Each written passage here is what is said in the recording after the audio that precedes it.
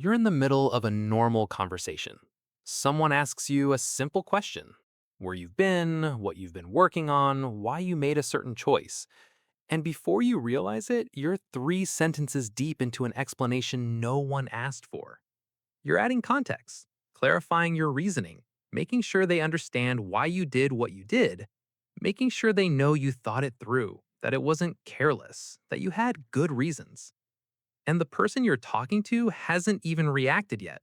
But you keep going because stopping feels dangerous. Stopping feels like leaving something open, like they might fill in the silence with the wrong conclusion. So you keep talking. You add another detail, another justification, another layer of protection. This happens more than once. It happens in texts that turn into paragraphs, in emails that could have been 2 lines but became 8, in conversations where you find yourself saying, I just wanted to make sure you knew, even though no one questioned you in the first place. And afterwards, you feel it. That small, sharp awareness that you said too much, that you gave more than was needed, that you defended something that wasn't under attack. But by then, it's already done. This pattern doesn't show up randomly. It exists because it works. Not perfectly, not without cost, but it works. When you explain yourself before anyone asks, you control the narrative. You get ahead of judgment. You reduce the chance that someone will misunderstand you, misread your intentions, or decide you were thoughtless when you weren't. It feels like protection, and in some environments, it is. If you grew up in a space where your choices were questioned often, where doing something without a good reason meant criticism, suspicion, or conflict, then learning to explain yourself first made sense. It reduced friction. It proved you were thinking. It showed you weren't careless or selfish or inconsiderate. And people responded to it. When you explained yourself thoroughly, when you laid out your reasoning, when you made your thought process visible, it smoothed things over. It prevented escalation. It kept you safe. So you kept doing it. You brought it into friendships, into work, into relationships. You brought it into conversations where no one was upset, where no one was accusing you of anything, where the stakes were low and the risk was minimal. But the reflex didn't adjust. The need to explain didn't disappear just because the environment changed. It became automatic, a preemptive strike against a threat that may not even be present. And most of the time, it works well enough. People don't push back. They don't tell you to stop. They might not even notice. So the pattern continues. But something else continues too. There's a trade happening here, a quiet exchange that doesn't announce itself clearly. On one side, you avoid being misunderstood. You reduce the chance of conflict. You maintain a sense of control over how people see you.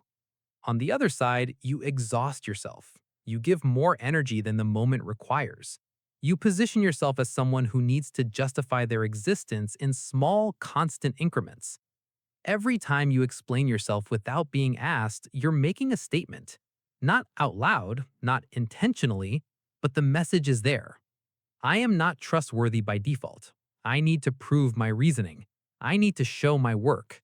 And the person listening receives that message, even if they don't consciously register it. They learn that you will provide the explanation without them needing to ask. They learn that you don't expect to be trusted on the first pass. They learn that your choices come with footnotes. This doesn't make them respect you more. It doesn't make them trust you more. It makes you easier to question, easier to second guess, because you've already positioned yourself as someone whose actions need defending. And the more you do it, the more normal it becomes. Not just to them, to you. You start to believe that your choices do need justification, that making a decision without a fully articulated reason isn't enough, that simply doing something, wanting something, choosing something requires external validation before it counts as legitimate.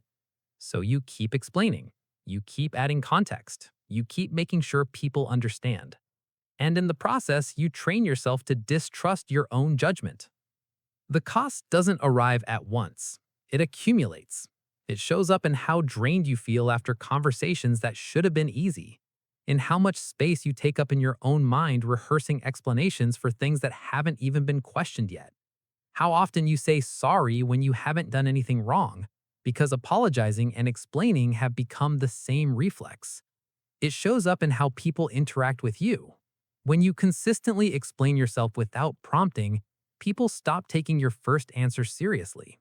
They wait for the explanation. They expect justification. And when you don't provide it, they assume something is missing. They ask more questions. They press harder because you've taught them that your reasoning is always available, always on display, always up for review. And then you explain again because not explaining feels worse. This is the trap. The more you explain, the less your words carry weight, the less your choices feel solid, the less you trust that what you want or think or decide is enough on its own. You become someone who cannot make a claim without a defense, someone who cannot state a preference without a reason, someone who cannot simply be without proving being is justified. And the strangest part is that it feels responsible. It feels considerate. It feels like you're being clear, being helpful, being thoughtful. But thoughtfulness doesn't require constant justification. Clarity doesn't require over-explanation. Consideration doesn't mean offering up your internal reasoning every time you make a choice. What it actually is a way of managing other people's potential disapproval before it even appears. A way of staying small enough that no one can accuse you of taking up too much space. A way of proving over and over that you've earned the right to exist as you are. And that is exhausting. There's a version of this that happens in your own head, where no one else is even involved. You're making a decision, something minor, something personal. What to eat, whether to cancel plans, whether to spend money on something you want but don't strictly need. And before you've even made the choice, you're already explaining it to yourself, building the case, listing the reasons, making sure it holds up under scrutiny. Except there's no one scrutinizing. There's no one questioning. There's just you, rehearsing a defense for a trial that isn't happening. And if the explanation doesn't feel strong enough, you don't do the thing. You don't make the choice. You don't trust yourself to want something without a justification that would satisfy an external judge. And this is where the pattern goes deepest. It's not just about other people anymore. It's about how you relate to your own desires, your own preferences, your own decisions. You've internalized the idea that wanting something isn't enough, that choosing something isn't enough, that you, as you are not enough, unless you can explain why. And so you live in a constant low-level justification. Every choice requires a reason. Every preference needs a defense. Every decision must be explained, even if only to yourself. This is not carefulness. This is not self-awareness. This is self-distrust dressed up as responsibility. And this is rarely the only place the cost shows up. It tends to follow you into other roles, other relationships, other moments where the same trade keeps being made. At work, you over-explain your decisions to your manager even when they trust you. In friendships, you justify why you can't make it to an event instead of simply saying you're not available. In relationships, you turn every boundary into a negotiation, every preference into a dissertation, every no into an apology with 3 paragraphs attached. You do this because not explaining feels reckless, feels selfish, like you're not being considerate of how your choices affect others. But there's a difference between being considerate and being unable to occupy space without permission. Consideration means being aware of impact. It means communicating when clarity is needed. It means offering context when context serves connection. What you're doing is different. You're explaining yourself in moments where no one is confused, where no one is upset, where the situation doesn't require justification. You're doing it because not doing it feels dangerous, because silence feels like an opening for judgment, because you've learned that your choices are only acceptable if they come with reasons attached. And people feel that. Not because they're analyzing you, not because they're keeping score, but because the energy of constant justification is palpable. It signals uncertainty. It signals that you don't fully stand behind what you're saying. It signals that you're asking for approval when approval wasn't in question. And over time, that changes how people see you. Not in obvious ways, not in cruel ways, but in small, quiet ways. that affect how much weight your words carry, how much space you're given, how seriously your boundaries are taken. When you explain everything, nothing lands with force. When you justify every choice, no choice feels final.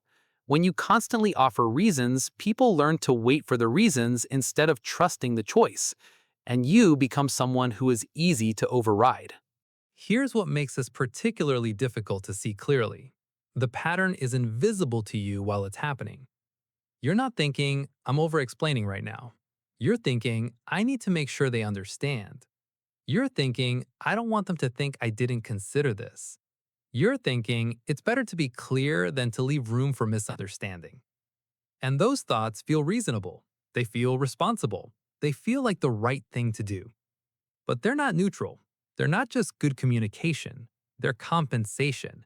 They're a way of managing anxiety that doesn't name itself as anxiety. The belief underneath is this: if I don't explain myself, I will be misunderstood. If I am misunderstood, I will be judged. If I am judged, I will be unsafe.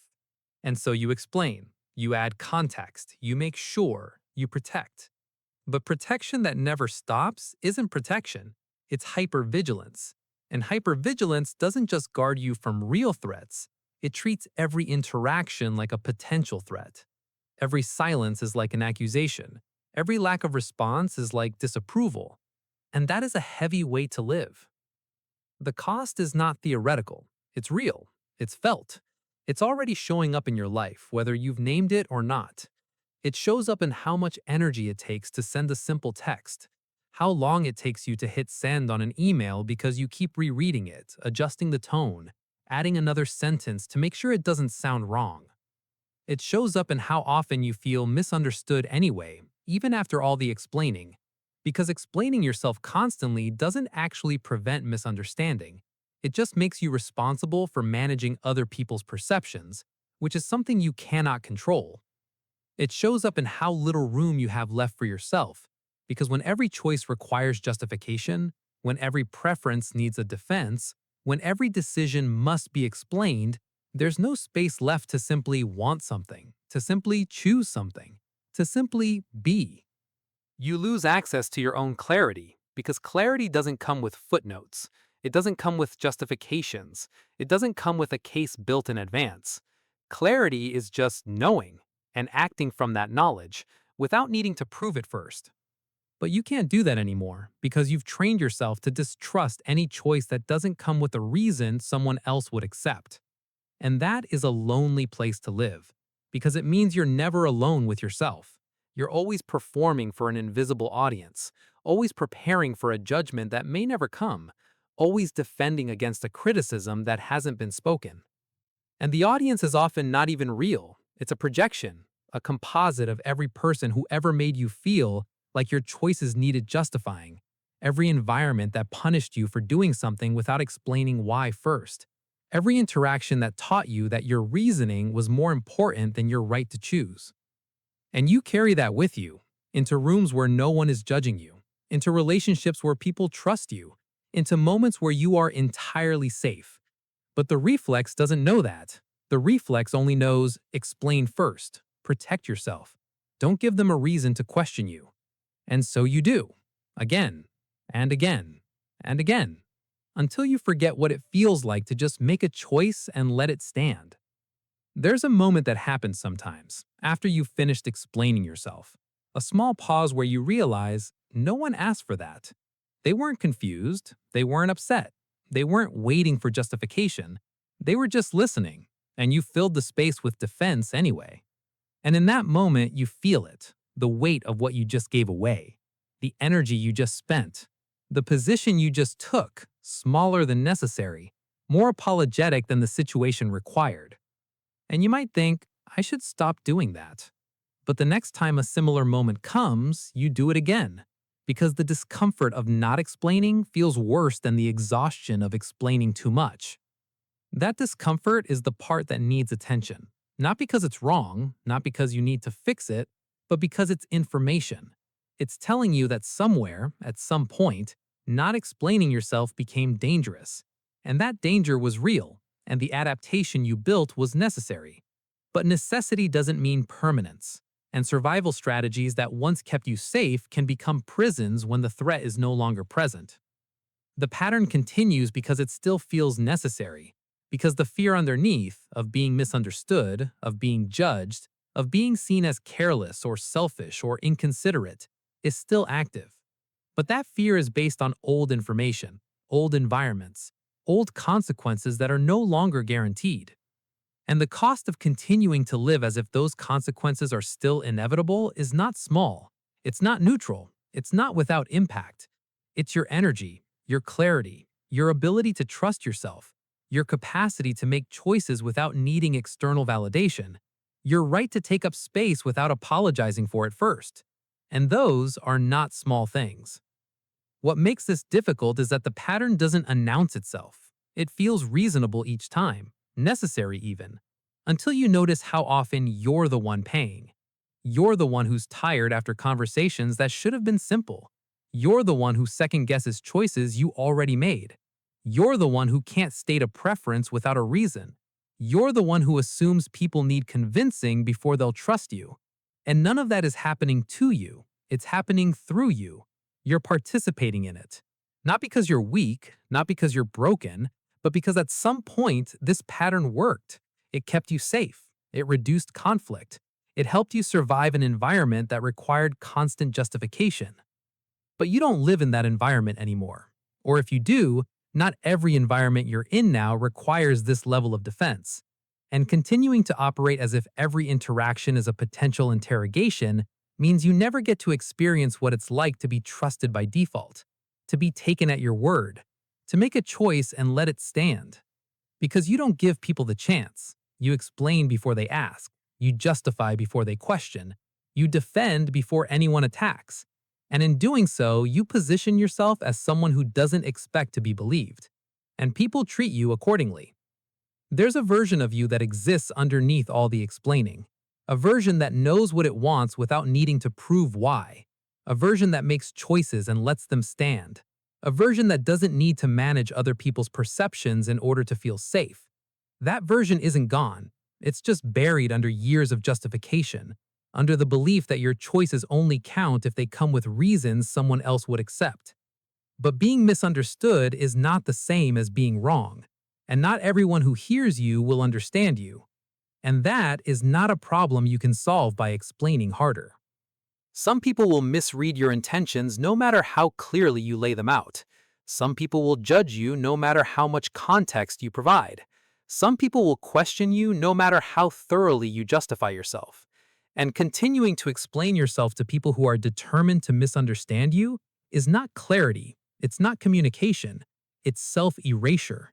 Because every time you over-explain, you're saying, your interpretation of me matters more than my own knowledge of myself. And that is not a neutral statement. That is a transfer of power, a giving away of authority over your own choices, your own reasoning, your own right to simply be. And the cost of that transfer is not theoretical, it's real, it's cumulative, it's already affecting how you move through the world. There's a free guide in the description, 5 patterns that keep you stuck. This is one of them, not because explaining yourself is always wrong, but because explaining yourself compulsively, preemptively, without being asked, comes at a cost you're already paying. The guide won't tell you what to do instead. It won't give you steps or scripts or reassurance. It will just name the patterns clearly enough that you can see them operating in your own life. And seeing them is enough, because once you see the cost, you can't unsee it. And once you can't unsee it, the pattern starts to lose its grip.